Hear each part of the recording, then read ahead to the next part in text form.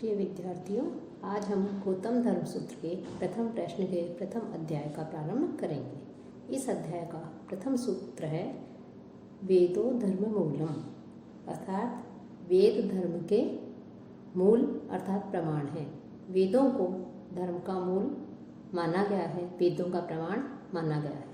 कि यहाँ जो धर्म शब्द है वो ध्री धारणे धातु से बना हुआ है, जिसका तात्पर्य है धारण करना, आलम्बन करना। धर्म प्रजा धारण करती है, इसलिए धारण करने के कारण वो धर्म कहलाता है। धारणा धर्मम इत्याहु धर्मो धार्यते प्रजा। तो इस प्रकार से धर्म जो है उसका मूल किसको बताया? वेदों को बताया गया है। वैशेषिक दर्शन के प्रणेता जो महर्षि कणाद हैं, उनका कहना है कि जिस कर्म को करने से मनुष्य की इस लोक में अभ्युदय और अंत में उससे निःश्रेयस अर्थात मोक्ष की प्राप्ति होती है, वह धर्म कहलाता है। तो यह तो अभ्युदय है, निःश्रेयस सिद्धि सह धर्म है। कणाद मुनि जो थे, उन्होंने धर्म के साथ अहलौकिक उन्नति को जोड़ करके अंतःकरण की शुद्धि के द्वारा ही धर्म से सब कुछ सिद्ध होना बताया है। जैमिनी में जो है पूर्व मीमांसा सूत्र में 14 लक्षणों अर्थो धर्म है कह करके जो है धर्म की व्याख्या की हुई है कि उनके अनुसार वेदों में बताए गए जो प्रेरक नियम हैं, उनके लक्षण हैं, यज्ञादि रूप क्रियाकलाप हैं, वो ही धर्म है। और नियमों का जो है, उन नियमों का आचरण करना ही धर्म का आचरण करना है। साथ ही साथ श्रुति स्मृति विहितो धर्म है। वशिष्ठ धर्म सूत्र में कहा गया है कि श्रुति और स्मृति द्वारा विहित आचरण ही धर्म है। तो इस प्रकार से धर्म के विषय में जो है अलग अलग परिभाषाएं दी गई हैं कि धर्म क्या है। तो गौतम धर्म सूत्र में जो प्रथम प्रश्न का प्रथम अध्याय का पहला सूत्र है, इसमें जो धर्म है उसका मूल वेदों को माना है कि ऋग्वेद, यजुर्वेद, सामवेद, अथर्ववेद, ये 4 वेद कहे गए हैं। तो ये चारों वेद जो है वो धर्म के प्रमाण माने गए हैं। ये धर्म के प्रमाण है कि और भी उन्होंने आगे कहा है कि तद विदाम च स्मृतिशीले, कि वेद तो उसमें धर्म का प्रमाण है ही, साथ ही साथ उन वेदों के तद विदाम, उन वेदों के जो ज्ञाता हैं उनकी और मनु आदि की जो स्मृतियाँ आदि हैं, उनको भी जो है उनके आचरण जो हैं, उनके जो धर्मानुकूल जो आचरण हैं, उनके जो ग्रंथ हैं वो भी प्रमाण माने गए हैं। कि उन वेदों के ज्ञाता, जो वेद हैं, चारों वेद बताए गए थे पहले मंत्र में, तद वेदांत, उन वेदों के ज्ञाता और स्मृतिशीले, और जो मनु आदि जिन्होंने स्मृति की रचना की थी, उनके धर्मानुकूल यदि आचरण किया जाता है, वो भी जो है इस विषय में प्रमाण है कि वो भी जो है धर्म के मूल है। कि प्रमाण है कि वेदों को धर्म का मूल कहा गया है। दृष्टो धर्म व्यतिक्रम है साहसम च महताम, कि जो महान पुरुष होते हैं, उन महान पुरुषों के साहस कर्म भी धर्म के व्यतिक्रम में के रूप में देखे जा सकते हैं। कि वैसे तो श्रेष्ठ आचरण करना, अच्छा आचरण करना ही धर्म का रूप है, लेकिन कह रहे हैं कि जो महान पुरुष हैं, उन पुरुषों के द्वारा जो साहस कर्म किए जाते हैं, अर्थात जो कर्म नहीं करने चाहिए वो भी किए जाते हैं, तो उन्हें धर्म के प्रतिषेध अर्थ में व्यतिक्रम के रूप में देखा जाता है। कि जैसे प्रजापति जो थे, उन्होंने अपनी पुत्री जो है उसी का ही भोग किया था। और जो परशुराम हैं, उनके द्वारा अपनी पिता की आज्ञा मान करके माता का सिर काट देना। तो परशुराम जो थे, उन्होंने अपने पिता की आज्ञा का पालन करके माता का सर काटा था। तो इस दृष्टि से देखा जाए तो पिता की आज्ञा का पालन किया था, वो धर्म था, लेकिन माता के उन्होंने वध किया था, हत्या की थी, तो इस रूप में उसे जो है स्वीकार नहीं किया जाता। तो उसे धर्म के व्यतिक्रम के रूप में देखा जाता है। कि परशुराम जो है वो विष्णु के उग्र अवतार माने गए हैं, उन्हें भगवान विष्णु का छठा अवतार भी माना गया है। कि जमदग्नि के पुत्र होने के कारण उन्हें जामदग्नि भी कहा जाता है, और शिवजी के द्वारा प्रदत्त परशु धारण किए रहने के कारण परशुराम भी कहलाते हैं। उनके पिता का नाम जमदग्नि और उनकी माता का नाम रेणुका है। परशुराम जो है, इनके 4 बड़े भाई भी थे, एक दिन उनके पिता ने उनकी माता से कहा कि वो पास के जंगल से जाकर के लकड़ियाँ लेकर के आए हवन के लिए। तो उनकी माता जो थी वो लकड़ियाँ लाने में उन्हें विलम्ब हो जाता है और वो यज्ञ का समय बीत जाता है। उसके पश्चात वो आती है। उनके आने पर जब जामदग्नि है वो उनके देरी का कारण पूछते हैं, तो उन्होंने झूठ असत्य बोल दिया कि यज्ञ के लिए लकड़ियाँ नहीं मिली, जबकि वो वहाँ एक नदी में जो है वो जल क्रीड़ा देखने लग गई थी। इससे उन्हें समय का पता नहीं चला। जामदग्नि बहुत तपस्वी थे, उन्होंने अपनी दिव्य दृष्टि से जान लिया कि वो किस कारण से देरी से आई है, वो झूठ बोल रही है। तो वो क्रोधित हो गए और उन्होंने अपने पुत्रों को कहा कि वो जो है आपकी तुम्हारी माता ने झूठ बोला, असत्य भाषण किया है, इसलिए अपनी माता का सर काट दो। कि उनके जो बाकी पुत्र थे उन्होंने अपनी माता का सर नहीं काटा, लेकिन परशुराम ने जो है अपनी माता का पिता की आज्ञा का पालन करते हुए बिना किसी विलंब के अपनी माता का सर काट दिया। जमदग्नि उनके इससे बहुत प्रसन्न हो जाते हैं और परशुराम से कहते हैं कि तुम कोई वर मांगो। तो परशुराम ने उनसे वरदान मांगते हैं कि मेरे सभी भाई जीवित हो जाएं और मेरी माता का मैंने सर काटा है ये भी वापस जुड़ जाए और इन्हें इस बात का स्मरण भी नहीं रहे कि इनके साथ कौन सी घटना घटित हुई है। जमदग्नि ने वैसे ही किया और सभी जीवित हो जाते हैं और उनकी जो माता रेणुका थी उनको इसका स्मरण भी नहीं रहता। और इसके पश्चात परशुराम जो है वो भी बहुत पश्चाताप करते हैं। उन्हें भी माता के हत्या के कारण उन्हें बहुत अधिक कष्ट होता है और वो घोर तपस्या करते हैं और माता की हत्या के दोष से बाद में उन्हें मुक्ति मिलती है।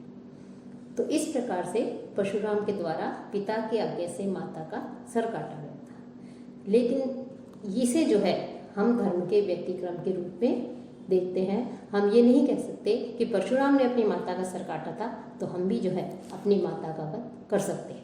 ये धर्म के रूप में नहीं आता है। अवर दौर्बल्यात के जो महापुरुष हैं, इन महापुरुषों को तेज अत्यधिक तेजस्वी होते थे, दिव्य दृष्टि इनको प्राप्त होती थी, इसलिए ये इन लोगों ने तो इस प्रकार से ये कर्म कर लिए। लेकिन हम लोग जो हैं अवर दौर्बल्यात, अवर कोटि के जो लोग हैं, हम लोग मानव हैं सामान्य, और दुर्बल होने के कारण हम इस प्रकार का धर्म विरुद्ध आचरण हमें नहीं करना चाहिए। कि महापुरुषों के धर्म विरुद्ध आचरण को हमें प्रमाण नहीं मानना चाहिए कि परशुराम ने माता का सर काटा था तो हम भी काट दें, ऐसा नहीं है। वहाँ भी जो है उन्हें वो जो धर्म है वो व्यतिक्रम के रूप में देखा जाता है, उसका उन्होंने पश्चाताप भी किया था। लेकिन और वो महान व्यक्ति थे, महापुरुष थे, लेकिन हम जो है सामान्य हैं, हमें इस प्रकार के कार्य नहीं करने चाहिए। ये सब धर्म विरुद्ध है, मर्यादा के खिलाफ है। धर्म विरुद्ध आचरण जो है उसको हमें प्रमाण के रूप में मान करके ऐसा कार्य नहीं करना चाहिए। तो यहाँ पर जो है इसका प्रतिषेध किया गया है, इसकी निंदा की गई है कि भले ही शास्त्रों में इस प्रकार के कार्य कहे गए हैं, किए गए हैं महापुरुषों के द्वारा, लेकिन हमें जो है इस प्रकार के कार्यों से दूर रहना चाहिए। धर्म विरुद्ध कार्यों के उसका आचरण को से दूर रहना चाहिए, उसको अपने जीवन में नहीं उतारना चाहिए, उसका अनुशीलन हमें नहीं करना चाहिए। तुल्य बल विरोधे विकल्प है।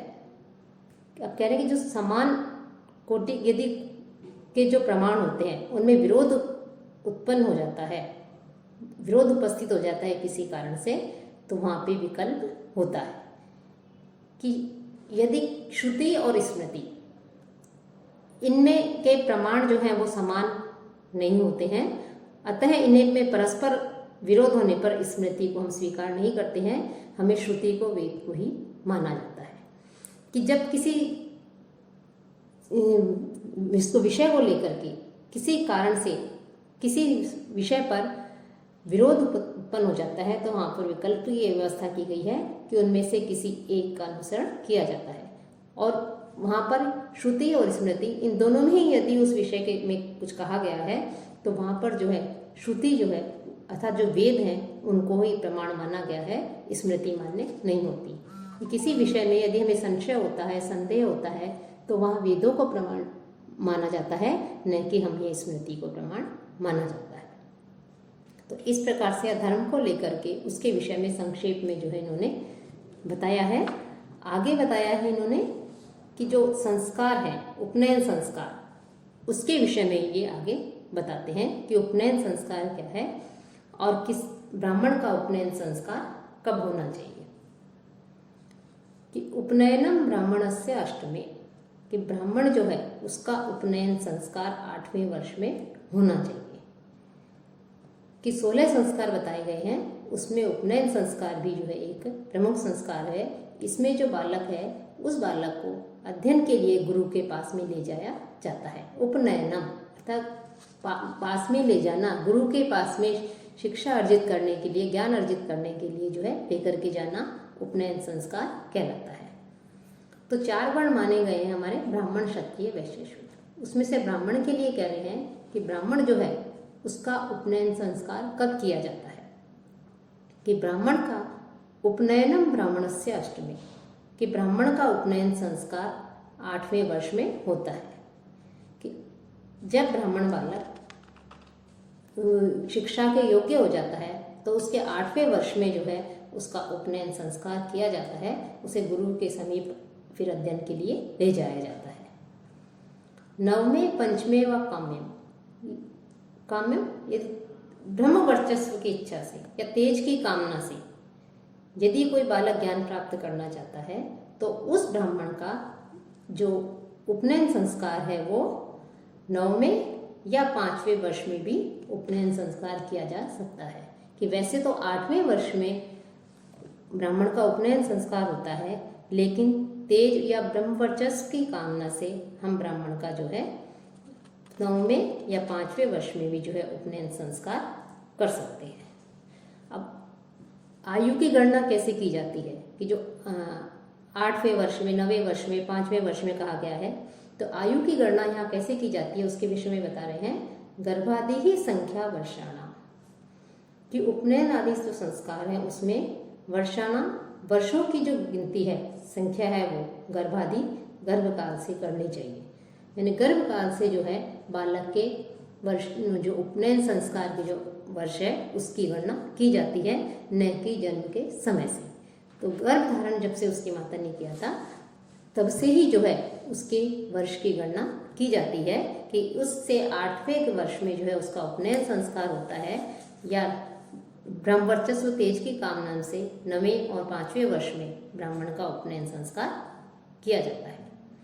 तद द्वितीयम जन्म में वो उसका दूसरा जन्म होता है। कि जो उपनयन संस्कार है उसी के द्वारा उसका दूसरा जन्म होता है। कहा भी जाता है जन्मना जायते शूद्र संस्काराद द्विजोच्यते, कि जन्म से हर व्यक्ति शूद्र होता है, लेकिन संस्कार ही हैं जो उसे द्विज बनाते हैं। तो उपनयन संस्कार है ये उसका दूसरा जन्म माना जाता है। कि जब किसी का ब्राह्मण, क्षत्रिय, वैश्य का जब उपनयन संस्कार हो जाता है तो उपनयन संस्कार होने के पश्चात उपनीत जो व्यक्ति है वो द्विज कहलाता है, द्विज की श्रेणी में आता है। तथ्यत स्मार्त आचार्य है, और वह उपनयन संस्कार जिसके द्वारा संपन्न किया जाता है वो क्या कहलाता है, आचार्य कहलाता है। अर्थात जब ब्राह्मण बालक 8 वर्ष का हो जाए या और अधिक बुद्धिमान है, कुशाग्र बुद्धि वाला है, ब्रह्मवर्चस्व की कामना वाला है, तो 5वें या 9वें वर्ष में उसे गुरु के पास में ले जाया जाता है। तो जहाँ पर उसे अध्ययन के लिए ले जाया जाता है पास में, वो आचार्य कहलाता है। तो उपनयन संस्कार के समय उसका दूसरा जन्म होता है, वो द्विज कहलाता है। और जो उसके उस उपनयन संस्कार को संपन्न करता है वो आचार्य कहलाता है, उसे आचार्य कहा जाता है। इसके विषय में हम आगे और भी अध्ययन करेंगे, स्मृति शास्त्र पढ़ेंगे, द्वितीय पेपर, उसमें भी इनमें विस्तार से चर्चा की गई, उसमें पढ़ाया जाएगा। वेदानुवचनांच, और साथ ही कह रहे हैं कि उपनयन के पश्चात बालक को वेदाध्ययन करवाया जाता है, उसका अध्ययन कराते हैं, उसे पढ़ाया जाता है। इसलिए अध्यापन करवाने के कारण भी उसे आचार्य कहा जाता है, आचार्य कहलाता है। कि वेद का अध्यापन करने से भी अध्यापन करने वाला आचार्य कहलाता है। कि उपनीय तु यह शिष्यम वेदम अध्यापयेद्विज स कल्पम स रहस्यम च तम आचार्यम प्रचक्षते, कि वेद का जो अध्ययन कराते हैं, गुरु का उपनयन संस्कार किया जाता द्वारा शिष्य का उपनयन संस्कार किया जाता है, उसे वेद आदि का अध्ययन कराया जाता है, तो उसे जो है वो अध्यापन जो करवाता है उसे आचार्य कहते हैं। तो ये जो ब्राह्मण है उसके उपनयन संस्कार के विषय में बताया। अब आगे क्षत्रिय और वैश्य इनके उपनयन संस्कार के विषय में बता रहे हैं। एकादश द्वादशयोः क्षत्रिय वैश्ययोः, कि जो क्षत्रिय है उसका गर्भकाल से 11वें वर्ष में और जो वैश्य है उसका 16वें वर्ष में उपनयन संस्कार करना चाहिए। कि 8वें वर्ष में ब्राह्मण का, 11वें वर्ष में क्षत्रिय का और 16वें वर्ष में जो है जो वैश्य है उसका उपनयन संस्कार किया, 12वें वर्ष में कि 11वें वर्ष में तो क्षत्रिय का और 12वें वर्ष में वैश्य का उपनयन संस्कार किया जाता है। तो ब्राह्मण, क्षत्रिय, वैश्य तीनों द्विज कहलाते हैं, क्योंकि उपनयन संस्कार के